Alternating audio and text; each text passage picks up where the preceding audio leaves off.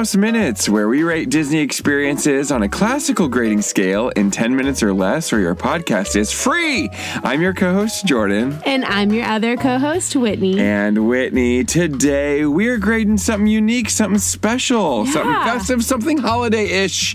We are grading the unique experience of Trick or Treat Trail at a Walt Disney World resort. Yeah, something that not everyone knows about. Yeah, we experienced it and we weren't even sure if we were going to experience.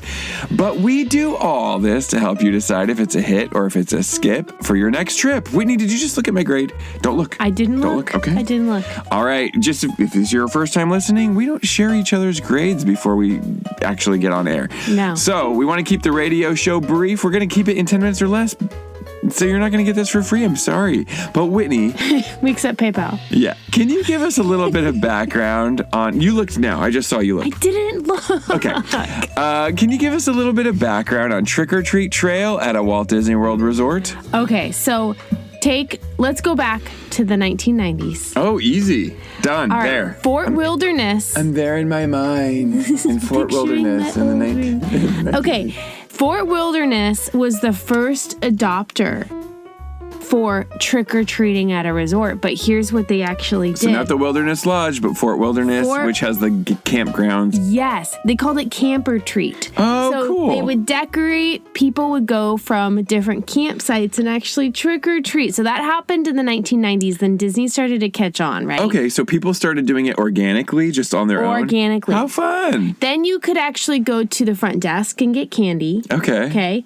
And then in 2010 is when the formal trick-or-treat trail started to come on the scene. Oh, okay. Jinx, 1, 2, 3, 4, 5, 6. Okay. So here's what we're talking about. We're talking about a smaller area of the resort. The cast members are spaced out. And what you're... Like they're just standing on the trail, just like, I don't know what's happening here. Is that what you mean? They're just like, wait, what? They're like so many feet apart. Oh, they have okay. a station. They're spread out. Okay. They're yes, spread out. Okay. They have stations of candy, right? Okay, These little like cauldrons filled with candy.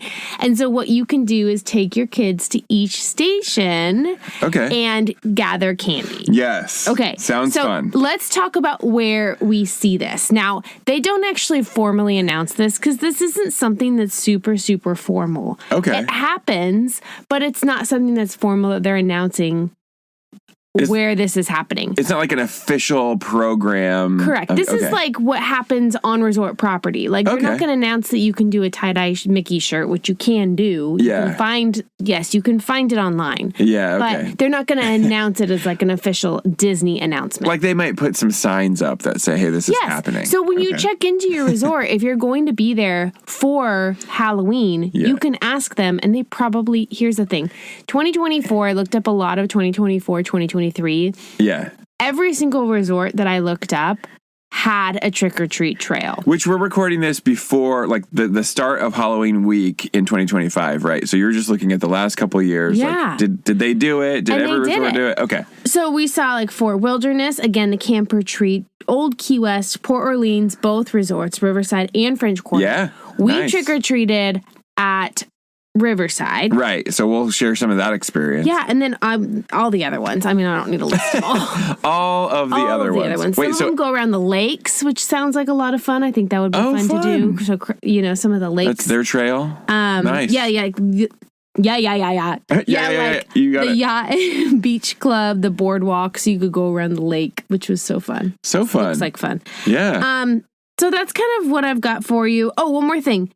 In addition to the trick-or-treat trail, they also typically have activities. So when we went, there was a big dance party afterwards. Like Halloween themed. Loved it. Yeah. Campfire. Some of them have movies under the stars. So again, they try to make it really, really fun. And I think that this is really good to know because you might not be able to go to Mickey's Not So Scary because of maybe budget reasons or it was booked. Yeah. It was sold out, yeah. You can still have fun at your resort if you're on property. Cool. That's fun background. That's great. You ready? That's a lot of background. And we're supposed to keep this in 10 minutes or less. So I know. We got to get moving. You think we'll get through it? Yeah. Your turn. You go. I'm going to go first? You're going to go first. I like it. Jordan, what did you grade the Trick or Treat Trail at a Disney resort?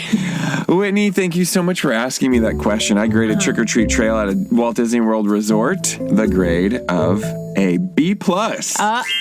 Okay. Yeah. Do tell. Tell me why. So I'm going to start with the positives because we like to keep it positive around here. We do. I think it's fun. It's short. It's a short experience. It's great for little kids, especially, little kids to maybe preteens. I think once you get into the preteen, teenage years, it might, lackluster. Yeah, it might be like a little underwhelming, but we're going to keep it positive still. I think they have a bunch of unique treats and offerings in addition to the candy trail. So, being there on October 31st, there's a lot of stuff happening. Where you might think like, oh my goodness, we booked this a year or two in advance and we didn't even realize that we're going to be there over Halloween. We weren't even thinking. And we are a family that likes to go trick-or-treating or do those things. And so what are we going to do? Are they going to even have that at our resort? Well, you're in luck because good chances are you're going to be having a chance to go on trick-or-treat trail. You go trick-or-treat trail. You're going to do it. So in addition to that, they have a bunch of unique treats and offerings that and a lot of candy that you can grab along the way. A lot of candy. On that resort trail. You can also do it multiple times. So like you mentioned, we did it last year, 2024, at Port Orleans Riverside. Yep. And our kids were still pretty young. And 3 and 6. I think we went through the trail like 3 times. They loved it. They were like, this is the best thing ever. And it was really fun. It was around their pool area, which is like a little island that's connected to other parts of the resort. It's like kind of like spokes is how they're, like a wheel, like with spokes is how their resort is set up. Yeah.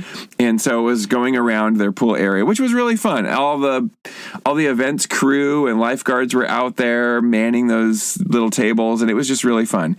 And then they have like you mentioned, a little after party at the resort, which can also be fun. It's a unique way to do trick-or-treating on October 31st. Now, some of the knocks against it is that it's not really spread out through the resort. I thought that it might actually, might go to might be bigger, that you might be able to see other resort areas, which, I guess it's nice that, they're not going near the rooms. And maybe they do at some of the other resorts that we haven't done it at. But at least at last year, it was just kind of around the pool area, which I guess is fine. But and then also, if you don't like Halloween, then I guess you chose the wrong time to be on property during a highly festive time at Walt Disney World. You can also avoid it. Yeah. It's not like it's everywhere. Well, it feels like, though, with that resort, specifically on October 31st, like it is everywhere at that time. Like, it's not like they're not doing it in the lobby, but it's just like there's a lot of stuff happening. Stay in your room. Yeah, stay in your room. Or go to the parks, or don't go out. Yeah. Yeah. Or just go to the Atlantic Dance Hall. Go do that instead. Yeah, you'll be alone. Yeah. So that's it. Those are my grades. B+. I will say I want to give a note, but before I do that, let's jump over to you. Well, now I'm on the edge of my little tiny seat here. Yeah, and actually has nothing to do with Halloween, but I want to jump over to you. Now I'm really curious. Okay. All right, so Whitney, what do you grade Trick or Treat Trail at a Walt Disney World Resort? I graded it the grade of a B-. A B-? Okay. I thought for certain you were going to be higher than me. I thought it was great. Yeah. I really did. Okay. I was thinking about average is C, right? Like it doesn't need an A. Okay. It's not like a killer experience. Yeah. I feel like it's no pun intended. Oh, yuck. I feel like it's a fantastic thing to do. Like I said, if you don't have plans, trick-or-treating in your neighborhood's not a huge deal. You didn't go to Mickey's Not So Scary that night. Then it's a good alternative. It's a good alternative. Okay. I feel like it's great. And if you're not like crazy into let me have my kids eat candy for 5 weeks straight and get like a whole, like we used to do like the pillowcases of candy. Yeah, it was nuts. The 90s, early 2000s. We ate a lot of candy. Wild West over there with all the candy. Jeez. And like that was just, it was fun to gather the candy. Yeah. But it was kind of like, okay, like we're good. Like we didn't need a ton. Yeah. They did do it a couple times. I think the kids were sitting there thinking like, oh my goodness, like they're putting their stuff in their bag. this is so much candy. Mom and Dad are letting us do this. Like, oh my gosh, this is so great.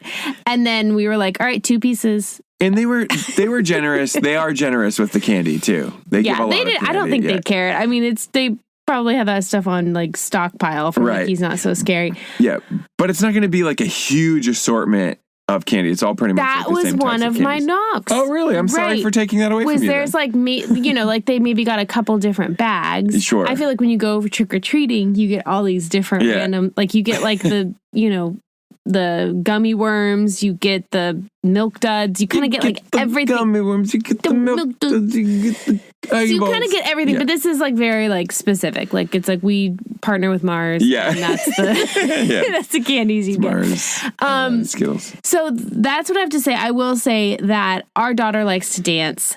And she loved the dance party. Yeah, she was really dressed like Rapunzel, and she had She got to whip her hair back and forth all over the place, knocking people out. She had a blast, and it was really, really sweet. And all the kids are dancing; they're all having a good time. Yes, we was just really, really fun to sit back and kind of just let them, have fun with it. They did like trivia. They they had a good time. Yeah, so, totally. That's what I have to say. My only, what I think would make it better is to get more variety of candy. But I don't even know that really matters because it's small, it's intimate, it's meant to be that way. Yeah. Oh, and... Okay. You might want to get there a little bit earlier because there was actually a line. Yeah, remember? Totally. We got there 15 minutes early and we were in the front, towards the front. Not that it matters because you're not going to run out of candy. Yeah, and everyone's going in circles. But maybe you care about that. Yeah. I don't know. I felt like I needed to be there early. Interesting. So yeah. That's what I've got for you. Okay. But I think it's such a fun experience. If you haven't been, I think it's a fun thing to do if you have young kids. Totally. If your kids are 16, they're probably not going to be impressed. Or, I guess an alternative for that is if your kids are a little bit older, still living in your house, but kind of they're kind of over the trick-or-treat phase. It might just still be a little bit enough to be it kind of scratched the itch. We got a little bit of trick-or-treating in, but we didn't have to go all out, Yeah, totally. Do a dinner on site or at the resort or go to downtown Disney. Yeah, grab a pizza. It's still, you're still at Disney World. But so the note that I was going to say here at the end is, listen up, everyone. Ding, ding. Some of the resorts might actually start decorating for the Christmas season that very night. So Halloween is over. November 1st, you might wake up with your resort, your resort lobby, decked out already. It's an amazing opportunity to wake up from going from Halloween one night to Christmas season. You're fast tracked right into Christmas season right then and there. Now, they don't do that at every resort. I think it's almost even luck of the draw or maybe... Or not even all the parks. Right. But some of them will have some of it. Yeah. So, but, and I think the kind of deadline for Walt Disney World to be totally decked out is November 14th. It's the middle of November. But some of the resorts might actually start to transition and change to the Christmas season in decorations that evening. I love when we're staying at a resort. I love to run early in the morning before families wake up. There's usually a few other people running out there too. But I remember even a couple times seeing some of the people deck the halls in the lobby, which is really fun. When you run by them, do you say, I'm like, oh, cool. Deck the halls. Have fun decking those halls, Merriest buddy. days. But it's really fun. So just depending on where you're staying, you might go from trick or treat to mistletoe overnight. Oh, that's cute. Yeah. So we've experienced it. It's so much fun. Christmas season is my favorite. I like being out there specifically during the Christmas season. I don't care much for Halloween, so it really is fun to do that. And especially if you're kind of staying, the front end of your trip is, and if you're having a longer trip, the front end is on Halloween, and then you're staying that first week of November. You really might have a chance to see them deck in the halls. So before the crowds kick in. That's right. So that's fun. That's unique. Such a good tidbit. I love that. That's what would make it better is if you get to actually experience a little bit of Christmas during the Halloween. So plan it well. Yeah, so Trick or Treat Trail for me is a B+. I agree with you. Maybe a variety of candy, but it's still fun nonetheless. Yeah. And if someone were to say, should I go during that or should I cancel my trip or reschedule? I would suggest, yeah, it's a hit.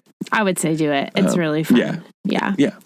That's it. That's all I got, Whitney. Can you bring us home, baby? All right. We are over on Instagram at Mouse Minutes Podcast. We are also on YouTube. Make sure you're subscribed and hit that bell so that you make sure you are alerted when these get dropped. You can find them in video format on YouTube. All right. Why are you talking like that? I don't know. See you all next week. Goodbye. Goodbye, goodbye, goodbye.